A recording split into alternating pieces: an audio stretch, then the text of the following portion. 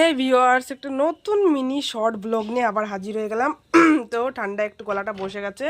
তো আমি অ্যাকচুয়ালি তোমাদের রুটির সাইজটা দেখাচ্ছি না, রাত্রেবেলা রুটি করছি আর সয়াবিনের তরকারি করছি। তো এখন তোমাদের একটা জিনিস দেখাবো, সেটা এই যে এই দেখো আমি মানে রান্নার যখন রান্নার ভিডিও করি তখন এই গাছটা দিয়ে মানে একটু ডেকোরেশন করি, দেখতে সুন্দর লাগবে, তো গাছটা সামনে দিয়ে ভিডিও করি।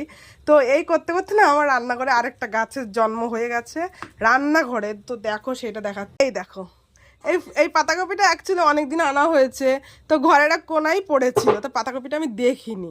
তো না দেখলে এখন আমি রুটি যখন করছি মানে ব্যালনটা খুঁজে পাচ্ছিলাম না, ব্যালন খুঁজতে খুঁজতে আমি এইটা দেখে পুরো অবাক, মানে আমি চোখকে বিশ্বাসই করতে পারছি না যে এটাকে আমি কিনে নিয়ে এসেছি না কি, মানে সেম ওই ডেকোরেশনের মতনই লাগছে। তো আমি বুঝতে পারছি না যে এটা আমি এখন জল দেবো না কি দেবো।